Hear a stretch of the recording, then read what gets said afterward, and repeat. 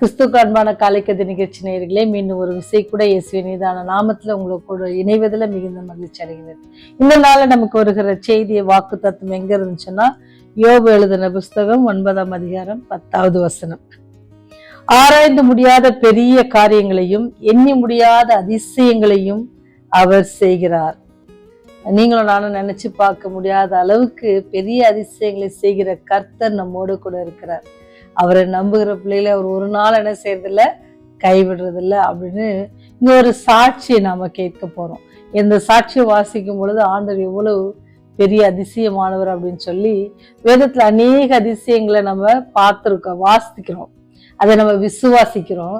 அதே காரியங்களை ஆண்டவர் நம்முடைய நாட்களில என்ன செய்யறாரு, மக்களுக்கு செய்கிறார். அதை நமக்கு சாட்சியாக வரும்போது நம்ம ஆண்டவர் எப்பேற்பட்டவர், அவர் வாக்கு மாறாதவர் என்பதை நம்ம என்ன செய்யணும், இன்னும் அதிகமாக அவரை விசுவாசிப்பதற்கு அது நம்மை வழிநடத்துகிறது. ஹேனா என்ற ஒரு பெண்மணி, அவங்க ஜப்பான் நாட்டை சேர்ந்தவங்க. அவங்களுக்கு ஒரு 58 வயது இருக்கும்பொழுது என்ன ஆச்சு அப்படின்னு சொன்னா, பக்கவாதம், ரொம்ப மிகவும் பெரிய ஒரு பயங்கரமான பக்கவாதம் வந்துச்சு. அதனால அவங்களால என்ன செய்ய முடியல, கை கால் அசைக்க முடியல, வாய் பேச முடியல. இப்படி ஒரு பிரச்சனையில இருக்கும் பொழுது அவங்க மருத்துவமனையில எத்தனை ஆண்டுகள் இருந்தாங்க அப்படின்னு சொன்னா 8 ஆண்டுகள் மருத்துவமனையில இருந்தாங்களாம்.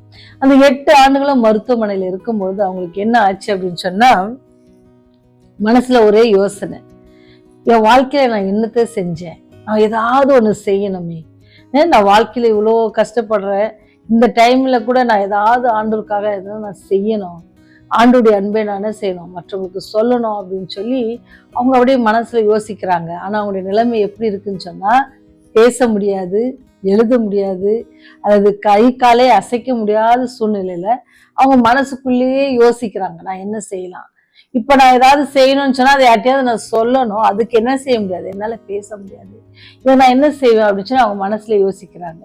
யோசித்து சில காரியத்தை அவங்க மனசுக்குள்ள அப்படியே ஒவ்வொரு நாளும், ஓகே இது இது அப்படின்னு சொல்லி அவங்க இது ஃபர்ஸ்ட் பேஜில் வரணும், இது 2வது பேஜ், இதனுடைய கருத்து இப்படி இருக்கணும் அப்படின்னு சொல்லி மனசுக்குள்ளேயே எல்லாத்தையும் என்ன செய்யறாங்க அப்படின்னு சொன்னா, ஒவ்வொரு நாளும் அப்படியே ஆராய்ச்சி பண்ணி பண்ணி அவங்க மனசுக்குள்ளே எல்லா வார்த்தைகளையும் அவங்க சேகரித்து அப்படியே வச்சிட்டு இருக்காங்க. இப்போ அவங்களுக்கு என்னன்னா, அந்த அவங்க நினைச்சிருக்கிறத என்ன செய்யணும், எழுத்து வடிவமாக யார்கிட்டையாவது நான் சொல்லணும். ஆனா அந்த எழுத்து வடிவமாக சொல்வதற்கு உங்களுக்கு தெரியுதா, எழுத்து வடிவம்னே நமக்கு கை தேவைப்படுது, அல்லது இப்போ இருக்குது நம்ம பேசுறதே ரெக்கார்ட் பண்றதுக்கு இருக்குது. ஆனா நான் என்னால என்ன செய்ய முடியாது, பேச முடியாதுன்னு சொல்லி அந்த சகோதரி ரொம்ப வருத்தப்பட்டு ஆண்டவர்கிட்ட ஒரு ஜெபம் பண்ணாங்களாம். ஆண்டவரே, எனக்கு இந்த ஆசையை நீங்க எனக்கு நிறைவேற்றித்தாங்க, என்னுடைய பக்கவாதம் அதெல்லாம் எனக்கு பெருசு இல்லை, ஆனா நான் ஏதாவது செய்யணும் ஆண்டவரே அப்படின்னு சொல்லி அவங்க என்ன செஞ்சாங்களா, அங்கே மருத்துவர்கிட்ட எப்படியோ ஜெபித்து விட்டு எக்ஸ்பிரஸ் பண்ணதில் மருத்துவர் புரிஞ்சுக்கிட்டாங்க. புரிஞ்சுக்கிட்டு அது எப்படின்னா அவங்க கண் அசைவில் அவங்க சொல்லிட்டாங்க.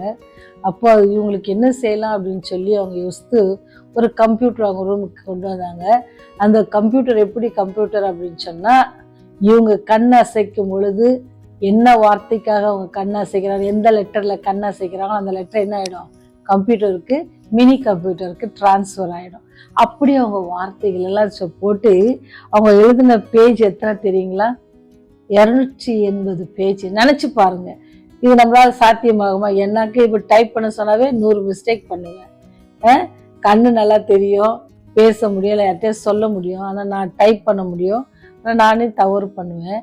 ஆனால் அந்த அம்மா எவ்வளோ ஒரு வைராக்கியமா இருந்திருக்காங்கன்னு பாருங்க. அவங்க 2 கண் இமைகளை மட்டும் அசைக்க முடியும். அதற்காக ஆண்டவர் நினைச்சு பெரிய காரியம். அந்த இப்போ அவங்களுக்கு ஏ வேணும் அப்படின்னு சொன்னா ஏ லெட்டர் வரும் பொழுது அந்த லெட்டர்ஸ் எல்லாம் ஓடிட்டே இருக்கும். அந்த ஏ லெட்டர் வரும்போது அவங்க கண்ணை மூடினாங்கன்னா அந்த லெட்டர் அப்படியே அங்கே டிரான்ஸ்ஃபர் ஆகிடும். அப்படி அவங்க வேர்ட்ஸை ஹாப்பினா HAPPY அந்த மாதிரி அவங்க 280 பக்கங்கள் எழுதினாங்க. அந்த புத்தகத்தின் டைட்டில் என்ன தெரியுங்களா? அந்த டைட்டில் கேட்டிங்கன்னா ரொம்ப, ஐ வாண்ட் டு டாக், நான் பேச விரும்புகிறேன் அப்படின்னு சொல்லி அவங்க அந்த நூலை எழுதினாங்களாம். கண்களால் என்ன செஞ்சாங்க, அவங்க எழுதி அவங்க ஒரு கருத்தோவியம் படைச்சாங்க அப்படின்னு சொல்லிது. எப்பேற்பட்ட அற்புதமானவர், அதிசயமானவர் நம்முடைய ஆண்டவர் அப்படின்னு சொல்லி நம்ம ஆராய்ஞ்சு பார்க்கணும். அவர் ஆராய்ஞ்சு பார்க்கறதுக்கு என்னதான், நமக்கு முடியாது, எண்ணி முடியாத அதிசயங்களை அவர் செய்கிறவர், ஆராய்ந்து முடியாத பெரிய காரியங்களை அவர் செய்கிறவர் அப்படின்றத நம்ம புரிஞ்சுக்கணும். அது யார் சொல்றாருன்னா யோபு பக்தன் அழகா அவரு சொல்றாரு. ஏன் இதை சொல்றாரு அப்படின்னு சொன்னா, ஆண்டவர் சொல்றாரு, அவர் நம்முடைய கால்கள் என்ன செய்யறாரு, கண்மலை மேல் நிறுத்துவேன்னு சொல்றாரு. நீங்க ஒருவேளை சோர்ந்து போயிருந்தா ஆண்டவர் சொல்றாரு, சோர்ந்து போகாதீங்க, நான் உங்களுக்கு கால்களை எங்க நிறுத்துவேன், கண்மலையின் மேல் நிறுத்துவேன் அப்படின்னு சொல்றாரு. அவர் அப்பேற்பட்ட ஆற்றலுடைய தேவன். அவர் எல்லாவற்றையும் என்ன செய்வாரு, வெறுமனே என்ன செய்யறதில்ல, வார்த்தையினால சொல்றவர் இல்ல, அவர் என்னது, செய்கையினால் அவர் செய்கிற கர்த்தர். ஆண்டவர் அநேகருக்கு அநேக தாளந்துகளை கொடுத்திருக்கிறாங்க. பாருங்க, இந்த அம்மாவுக்கு அந்த சிந்தனையில அவங்க எடுத்துக்கொண்ட காரியத்தை முடிக்கிற அளவுக்கு ஆண்டவர் கிருபை செய்திருக்காங்க. அதே போல நமக்கு அநேகருக்கு அநேக தாளந்துகளை கொடுத்திருக்கிறார். சிலருக்கு 5 தாளந்துகளை கொடுத்திருக்கிறார். அதை 10ஆக்குவதற்கு திறமையான செஞ்சிருக்காரு, கொடுத்திருக்கிறாரு. அந்த திறமையை அநேகர் பயன்படுத்துறாங்க. சிலருக்கு 2 கொடுத்திருக்கிறாங்க, 2 என்ன செய்யறாங்க, 4ஆ மாற்றுவதற்கு. சிலருக்கு 1 தாளந்து கொடுத்திருக்கிறாங்க, ஆனா என்ன செய்யறாங்க, அந்த தாளந்தினுடைய இது தெரியாம என்ன செஞ்சாங்க, புதைத்து போடுகிற பிள்ளைகளாக இருக்கிறோம். இன்னைக்கு நீங்க யோசித்து பாருங்க, ஆண்டவர் உங்களுக்கு என்ன தாளந்து கொடுத்திருக்கிறாங்க, நீங்க அந்த தாளந்தை வைத்து என்ன செய்ய போறீங்க. இந்த 58 வயது பெண்மணி தன்னுடைய 8 வருட மருத்துவமனையில சிகிச்சை பெறும் பொழுது இப்பேற்பட்ட ஒரு காரியத்தை செய்ய முடிஞ்சுச்சுன்னா, ஆண்டவர் உங்களை இன்னும் நல்லா வச்சிருக்கிறாங்க. நம்ம வேலைக்கு போகிறோம், நல்ல ஆகாரங்களை உட்கொள்றோம், நல்லா உறங்குறோம், இவ்வளவு செய்கிறோம். எல்லா காரியத்தின் மத்தியில ஆண்டவருக்காக நீங்க என்னத்தை செய்ய போறீங்க, நீங்க என்ன ஆண்டவருக்காக செய்ய போறீங்க. ஏன்னு சொன்னா, அவர் எண்ணி முடியாத பெரிய காரியங்களை நம்முடைய வாழ்க்கையிலேயே செஞ்சிருக்கிறாரு. அதை கூட என்ன செய்யலாம், நம்ம மற்ற இடத்துல சொல்லலாம். அது மற்ற சொல்லும் பொழுது நம்முடைய ஆண்டவருடைய நாமத்தை நம்ம மகிமைப்படுத்தும் பொழுது ஆண்டவர் என்ன செய்யறாரு, நம்மை எப்படி அவர் நம்மை உயர்த்தினார் அநேகருக்கு சொல்லும்போது அநேகர் அவருடைய அன்பை புரிந்து கொள்வதற்கு நீங்களும் நான் என்ன செய்யணுமா, ஒரு சிறு கருவிகளாக பயன்பட முடிகிறது. அதனால நம்ம ஆண்டவர் நீங்களும் நானும் துன்பப்படும் போது என்ன செய்யறாரு, அவர் வருத்தப்படுவார். அவர் வருத்தப்பட்டு நம்மளுடைய துன்பத்தை என்ன செய்வாரு, சந்தோஷமாக மாற்று. உங்களுக்காக துக்கத்தை என்ன செய்வாரு, சந்தோஷமாக மாற்றுகிற கர்த்தர். அதனால்தான் யோபு பக்தன் சொல்றாரு, எவ்வளவு அழகா, ஆராய்ந்து முடியாத பெரிய காரியங்களை செய்கிறவர் ஆண்டவர். நம்ம நினைப்போம் இந்த அம்மாவால இப்படி ஏதோ மருத்துவர்லாம் யோசிச்சிருப்பாங்க, இவங்க என்ன கேட்கறாங்க, என்ன பண்ண போறாங்க தெரியாது. ஆனா ஆண்டவர் சொன்னாரு, நான் உங்களுக்கு எத்தனை பேஜ் எழுத வைக்க போறேன், 280 பக்கம் எழுதுவதற்கு. அவங்க அதுல என்னெல்லாம் எழுதியிருப்பாங்க நினைச்சு பாருங்க. அவங்க ஆண்டவர்கிட்ட பெற்றுக்கொண்ட எல்லா நன்மைகளையும் குறித்து, ஆண்டவர் இப்படி ஒரு அன்பான கடவுள் இருக்கிறார் அப்படின்னு சொல்லி அவங்க அநேகருக்கு சொல்லியிருப்பாங்க. நீங்கள் நாளும் நல்லா இருக்கும் பொழுது என்ன செய்வோம், ஆண்டவருக்காக ஏதாவது செய்வோம். அப்படி செய்யும் பொழுது நீங்கள் அதற்கான பலனை ஆண்டவர் உங்களுக்கு தருவார். நித்தியானந்த ராஜ்யத்தை நமக்கு பங்காக வைத்திருக்க, உங்களுக்காக எனக்காக பிதாவிடத்தில் பரிந்து பேசி கொண்டிருக்க, அதுவே பெரிய ஒரு காரியம் தான்.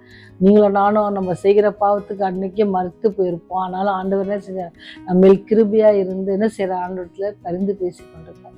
அப்பேற்பட்ட வல்லமுடைய தேவனை, நம்முடைய அன்பான தேவன் பெரிய காரியங்களை செய்கிறவர். அதனால உங்களுடைய பிரச்சனைகள்லாம் அவரை காட்டில என்னதில்லை, பெரியதில்லை அப்படின்னு சொல்லி அந்த பெரிய தெய்வத்தை நீங்கள் விசுவாசித்து, அவர் எண்ணி முடியாத அதிசயங்களை செய்கிறவர். உங்கள் வாழ்க்கையில நடக்காதோ நடக்குமோன்னு சொல்லி வேதனையோடு இருப்பீங்கன்னு சொன்னா, ஆண்டவர் பெரிய அதிசயங்களை செய்கிறவர்.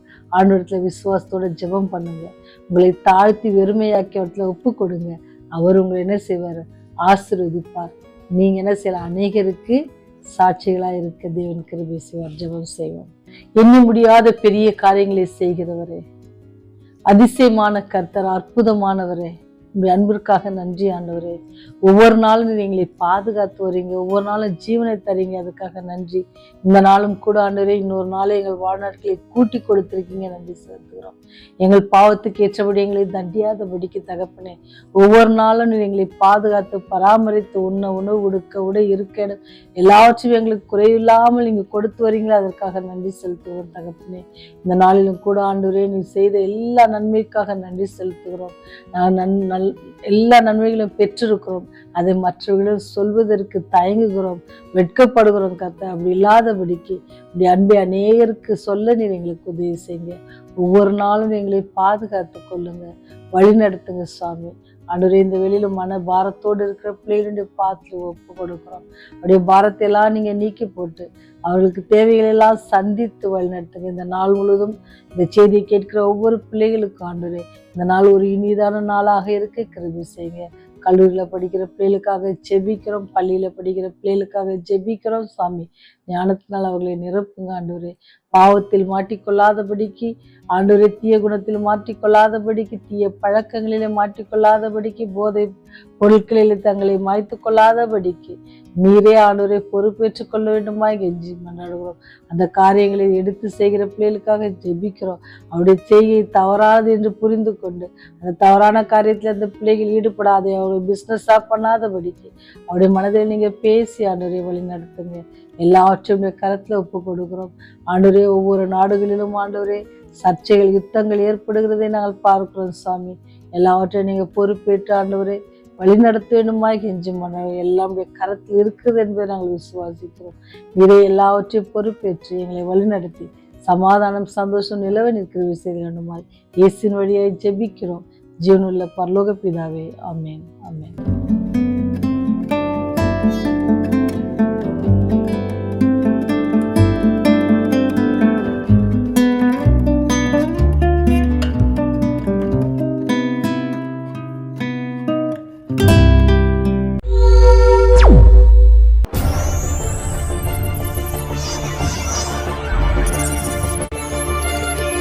நீங்கள் பார்த்துக் கொண்டிருப்பது உங்கள் ரிவைவல் டிவி.